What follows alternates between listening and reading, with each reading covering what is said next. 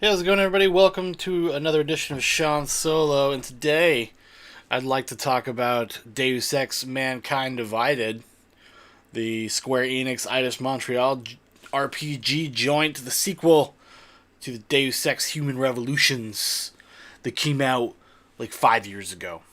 Which is crazy to think about, actually. I was thinking about that the other day. I was like, wow, it's been fucking 5 years since a Deus Ex game came out. Just because Human Revolution was a pretty popular game. It was pretty well received. I think it sold pretty well.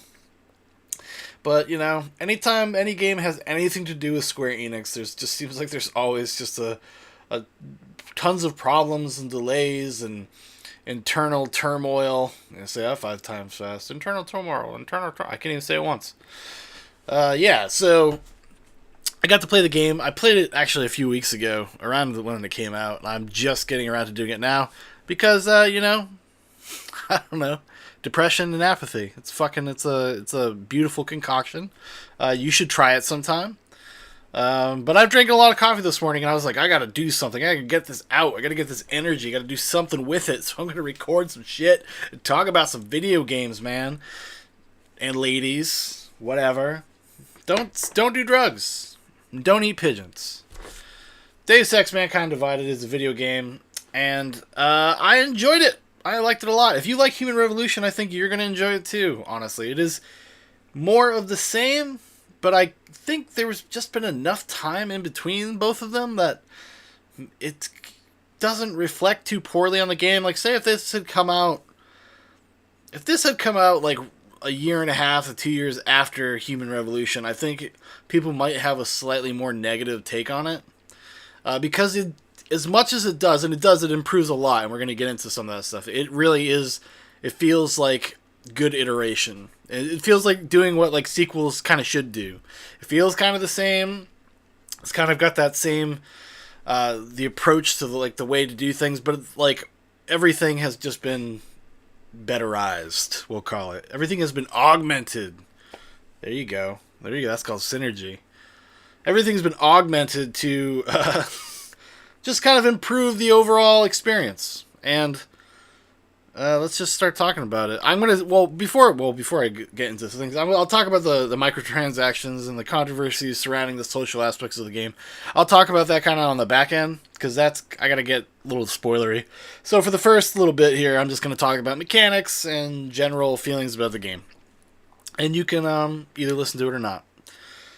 So, like I said, overall, really enjoyed the game. I liked it a lot. I think it's got some pacing problems in terms of just the story stuff. It feels a little rushed. I feel like there is probably some missing content. I know they're going to be selling off some DLC, which right up front I'm contradicting. I said, "Oh, I'll talk about that at the end." But anyways, yeah. So there's some just like on that level because in a lot of ways, like as much as like as important as the stealth and the augmentation and like the RPG mechanic stuff, I think that games like this really kind of hinge on the world and what's going on in the world. But I will say this, even though I think the main story is kind of paced weirdly, I think there is a really cohesive vision of the world. The environmental storytelling is really well done. The side missions are a lot of fun, and if you don't do the side missions, this game's going to be super fucking short. There's not actually a lot of meat on these bones if you don't kind of delve into all the side missions. And I read box this thing, and I did pretty much everything you could do. Granted, I'm a fucking gross gamer, and I rented it, so I just kind of played it for 20 hours in 3 days, maybe a little bit more than that. Like, so I probably did about 25 hours was my playthrough of the game, and I felt like I got pretty much everything you could get out of it. For the most part. Like I said, I know that there are going to be DLC missions and shit like that, which I have not played, and I probably won't play until there's a Game of the Year edition or something that comes out, because I just don't, it's not something I support anymore. Like, if these game companies want to do this shit and they want to, like, cut off content, like, I'm just not going to buy into it anymore. I'm so fucking sick of getting nickeled and dimed every time I want to play a goddamn video game and just get a full fucking experience. That's all I want. I just want the whole thing. I pay my $60. I want to go home. I put it in my PlayStation 4. And I just want to play it. And I don't want to be bothered by feeling like there's parts are missing that you'll fill in later in the year. Like I'm just kind of sick of that shit. But anyways, so I'll get it when it's like $40 Game of the Year edition. I will purchase this game because it is totally worth the purchase. Because I had played actually, Human Revolution right before this. I played like half the game. I have it on PC, so I was like, fuck it, I'm gonna boot it up. I'm just gonna play some. Just to kind of refamiliarize myself with the franchise. I figured even though the Mankind Divided, even though it's been 5 years, I figured there'd be a lot of similarities. I will say, and so I have a kind of immediate juxtaposition I can make. The controls are way better in Mankind Divided. It's much more kind of friendly to modern games. And what I mean in that is like just control schemes. Like the Human Revolution has its own like unique control scheme. And it's a little awkward. Mankind Divided kind of gives you a myriad of options for controls, which was cool. Like you could play like classic Deus Ex style, play Human Revolution style. You could play like the new modern one, which is kind of just plays more like your standard FPS game. Which I just played kind of like a standard FPS game because that's what I'm used to now, right? Like that's the games I play on a regular basis. If I do play an FPS, they mostly have these standard controls. So for me, that's what I went with. But it was cool that they gave me all those options. So that was something I really appreciated. I think that like I said, like the world is super cohesive, but I think the level design in these areas is really, really well done. And it is easy to miss like the myriad of options you have in terms of like the way to deal with situations. It's unless you are really thorough, it's really easy to miss stuff. So, like, you really are rewarded for kind of going in there and doing your own thing and figuring it out. Like, and taking your time. That's what I found the most. Like, I'm not a huge stealth game person. It's not usually my genre. Although, maybe that might be changing. I feel like I felt like that years ago and I just never stopped saying that. But maybe I actually do like stealth games. But I don't know. For some reason, like, in my head, I'm like, I like it as an option. I don't like it when I'm forced to do it, I guess would be the correct way to put it. So Deus Ex, like Human Revolution and now Mankind Divided, kind of worked for me in a certain ways because I felt like I had the option. So if all else failed and I couldn't keep up with the stealth aspect of it, if I had just gotten to a level and I was just like, either just because I was bored and I wanted to get done with it, or if I just couldn't do it, there's not an immediate fail state. And I appreciate that stuff. I really do. Like, for me, that's some of the best times I guess I had. And it just comes because it's something that's unique to video games in itself. Like, why pigeonhole players into one play style? Like, the broader that can be, not only is the broader the appeal, but the more you're taking advantage of the medium. That's the thing about video games. It's unique to video games. You don't have to give people linear experiences. Granted, you have to be really thoughtful, and it takes a lot of work. And like I said, the level design really has to be top notch. And I will have to say, in my opinion, Mankind Divided really delivers on that. The only problem I would say is it goes back to like the missions. This is not necessarily a problem, but it's something that kind of sticks out like a sore thumb. Like I said, the meat of this game is in the side missions, and that is where that's really the only places you find any amount of challenge. The story, like main story stuff, does not like challenge you at all. Almost, it's almost like they'd be afraid that you wouldn't get to the end, that you wouldn't experience the whole game.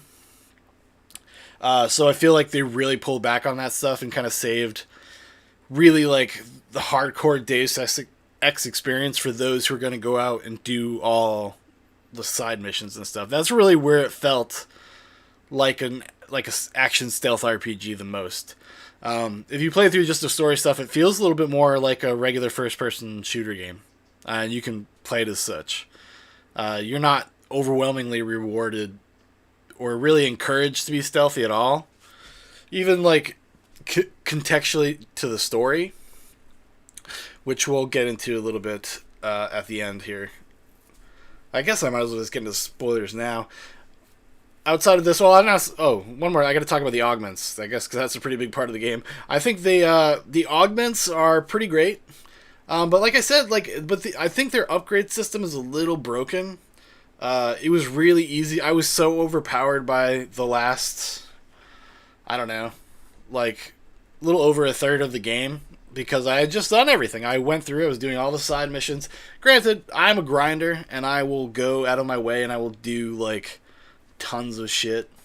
Um, just all the side shit. I'll do everything. So my guy was super upgraded, and I didn't go and buy like a praxis points packs or anything like that. But I just had so much extra shit at my disposal. But like most of the time, you're only gonna you're gonna pick your main augments, and that's how you're gonna roll with it. Like you're not gonna be switching. It doesn't really encourage too much of like switching stuff up, honestly. At least on the regular difficulty, which is like what I played it at. Because I rented it, so I was like, well, I guess just kind of I want to make sure I can like play through the whole game without having too much trouble. But I think you can change it on the fly, the difficulty, anyways. But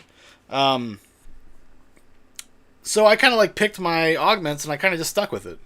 I didn't do too much experimentation because I didn't feel the game really like I don't know what was invited me to or wanted me to really. I feel like once you kind of get your playstyle, that's just how you're gonna play the game, which is both good and bad. I think because I think it both like it empowers the player to like kind of make their own decisions and kind of play the game the way they want to play it, and it also encourages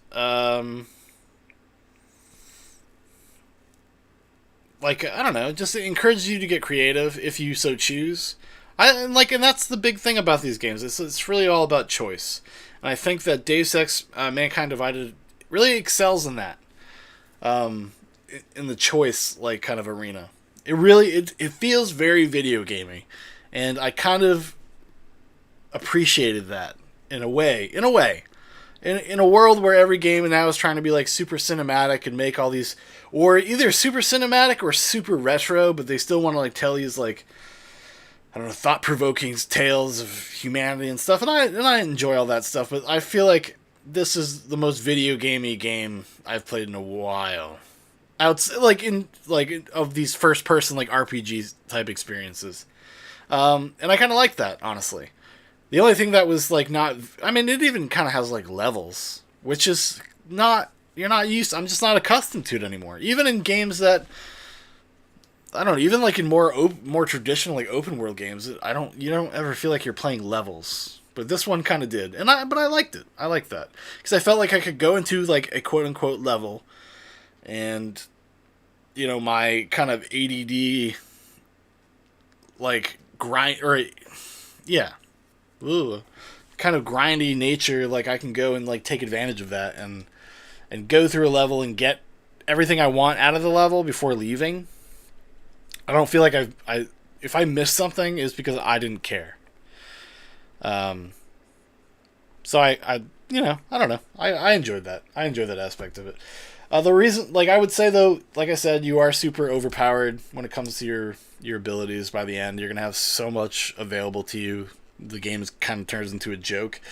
And that will end the non-spoiler portion. So if you haven't played the game and you want to go in as fresh as possible, which honestly, like, I don't think there's really a lot to spoil in the story, anyways. I'm not going to talk about really the ending because I just didn't give a shit. But I want to talk about some of the social aspects and some of the mild controversies that happened. And but before we do that, let's talk about the DLC stuff. Let's talk about these microtransactions. So apparently, and it's pretty well known at this point, that they were forced to throw that shit in there like at the last second. And what it does is it imbalances and breaks the game. So if you had a lot of disposable income and you wanted to just buy tons of praxis points for real money, real cash money, you could. And you could just unlock everything at the beginning of the game if you really wanted to. Which is fine. I mean, it's just paid cheat codes at that point. That's like getting a Game Shark. It's like a Game Shark code. You know what I mean? Like, unlimited praxis points. Unlock everything. So, like, which I guess, because games nowadays, that's just not a thing that's really available anymore. There's no cheat codes aren't a thing anymore. I don't think they've really been a thing since, like, PlayStation 2 era. GameCube. At least not that's coming to mind, anyways. I think by PlayStation 3 they kind of stopped doing that. But PC has still had like cheat codes because you can go into console commands and you can change things and fuck things up and yada yada yada. They or trainers and all that sort of stuff. So they've kind of still lived on the PC. So I'm kind of curious how that. Everything's kind of designed for consoles now. Even though PC is, it's finally kind of after years and years and years, it's now almost just as easy to use your PC as it is to use your console to install and play games.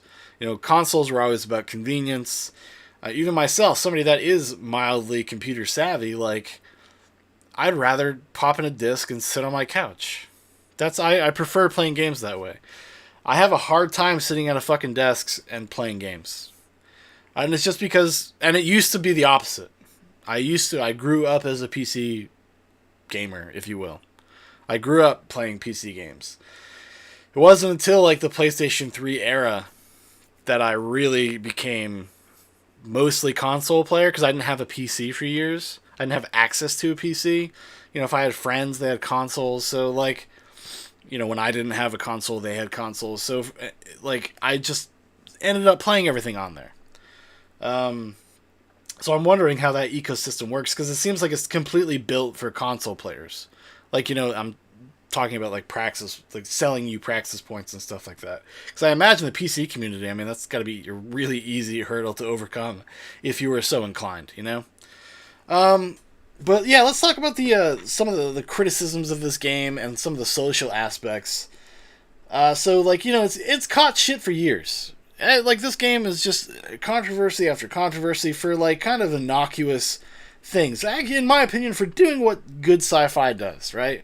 So, the term mechanical apartheid, like a year ago, a little over a year ago, almost 2 years ago, was, like, a kind of a mild controversy when they said that was going to be kind of the theme or, like, what was going on. That's the tone. And then they invoked... They said this was accidental, but there's a poster with somebody with a sign that says "AUG Lives Matter," and then people made the obvious connection to Black Lives Matter and saying like, oh, you're trivializing it and yada yada yada. My opinion on stuff like that is that I think good sci-fi should reflect, and usually does reflect, kind of social situations of the current time it's made in, and usually ends up being a commentary in some respect. The commentary in this, though, and which is what people complained about, or I saw some criticisms about, was not directed enough. It says that it's making political statements but doesn't have the balls to have an opinion about it or like take a strong stance. Because it's a video game and you're the player, and it's a video game that's built on choice, and they want you to make the decision. The game's not going to hold your hand and give you your morality. And I respect that. And I think that's what good science fiction, especially in the video game realm, does. People say that like it wasn't pointed enough, wasn't a big part enough of the story or whatever, because it's kind of all set dressing in a way. It's all world building stuff, because a lot of like the social environments you don't like in social conflicts are not really like at the forefront. Like your character Adam Jensen does not experience much of that himself. He does a little bit, but it's not like a thing that he deals with on a totally regular basis. I mean, they kind of pay lip service, like, if you go through the wrong area at a subway when you do your fast traveling, and you try to come out like the normal turnstiles or whatever, like a cop will stop you and like hassle you because you're an AUG. So there's stuff like that. There's little like there's hints of it everywhere. It just doesn't add up to anything specific in terms of how you should feel about it. I think the general tone is that it's a negative thing. But then there's also this idea that like these AUGs are doing terrorism, and that the reason why people feel this way is that they were able to be hacked, basically, and then they killed a bunch of people. There was like this mass killing involving AUGs.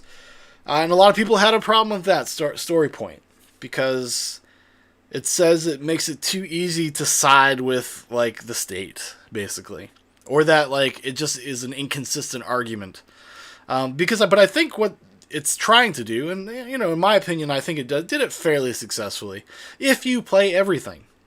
I think if you just mainline the main story, I think you're gonna be kind of disappointed. And especially in terms of if you're looking for some kind of insightful social commentary or something, I think you're going to be a little disappointed. If you play everything that the game has to offer, though, in terms of side missions and stuff, you get a much better picture. And it's really, like I said, it's not kind of serving you up a moral lesson. You got to decide for yourself how you feel about it. And I think, in my opinion, the tone of the game was much more like anybody is capable of bad things. Anybody is capable of being manipulated. Whether you're an AUG that gets hacked or you're a human being that gets brainwashed. Like, anybody has that potential. And anybody in large groups of people have the potential to do evil shit. So, like, judge, and it's basically an anti-collectivist message, which I'm hugely anti-collectivist. I'm, you can you can disagree with me all you want or whatever, and that's fine. That's your right, sir or madam. But I'm very vehemently into individuals and individual responsibility and what that means. I do not believe in painting with broad brushes, etc. And I think that, to me, is what I took out of the game. But I was given the opportunity to see that in the game myself. They're not telling me that. And a lot of people, it seems like they just want things to be really cut and dry. They have to agree with something to like it, or they have to kind of be given their own opinions back to them so they feel validated, and I don't think the game does that. I think the game, to its credit, I don't think it does that. And that's what I kind of respect about Deus Ex Mankind Divided. It's kind of what I respected about Human Revolution as well. There's a lot of sticky politics. There's a lot of sticky social politics in this universe.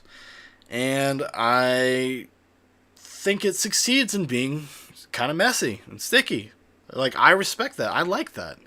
I don't know why people go to art just like so they can see what they want to see, or to see their own points of view reflected at them. I'm the type of person, I go out of my way to see things that I think I might disagree with, or or I might not like. Like, I'll go out of my way to experience it, because I'm not really interested in the viewpoint I already have. We all have innate things based on, or innate, like, sort of feelings about things based on our life makeup, the things we've experienced, the type of person we are. That's something that we already have. You already kind of have that innately. You have your innate biases, right? So I'm always trying to confront my biases, and I'm not always successful, but I do try. I think that's the fairest thing I can be. Like, I'm kind of libertarian leaning person who just, like, believes in individual rights and believes in being fair and having open discussion and discourse. I kind of just don't have any interest, like, having long-winded conversations with people I already agree with. Like, it's not that I don't ever have those conversations, or not that I don't enjoy those conversations when I have them. It's nice to get together with like-minded people and talk on the odd occasion that ever happens to me. But I do just as much, maybe even more so, enjoy talking to people that I disagree with, because I think it's just a good way to confront your own ideas and see how you actually really feel about something. You know what I mean? Like, because if you're forced to articulate something, sometimes you might change your own mind in that moment, because it sounds different coming out of your mouth than it does in your own head. So those are, and I think, when it comes to morality and what's in the political message of Deus Ex Human or Mankind Divided, it keeps wanting to say Human Revolution. Human Revolution 2, I think it does a good job of kind of navigating that stuff in a way that I felt like it was an open discourse, not telling me how to feel. And in this day and age, especially, I think that's something that's super important. Maybe that's just me. I do believe, like, I just believe that's just, I don't need fucking outside parties telling me how I'm supposed to feel. Do not give me an opinion. Give me the circumstances and the information that I can make my own. And I think, like I said, Mankind Divided is successful on that front. All right, I think I've said enough about Mankind Divided. I really do recommend it. I think it's something. If you're a fan of Human Revolution, or if you're a fan of just first person RPGs in general, I would say it's worth a go. It's got a kind of an interesting, fun world to explore that feels very cohesive and lived in, and it's very video gamey. But I kind of appreciated that coming back, coming off of just like modern games in general. Like I kind of appreciated something that was a little more traditional, I guess. That stepped back in a way that I felt was, I don't know, fun. I had a lot of fun with Mankind Divided. So, and I'm looking forward to playing it again at some point someday. But that'll be after all the DLC bullshit comes out. And, because I don't want to pay extra money or have to pre-order something to get, like, story content. I think that's one of the most, that's some pernicious bullshit. Anyways, I'm Sean, and I will talk to you guys next time I got something to talk about.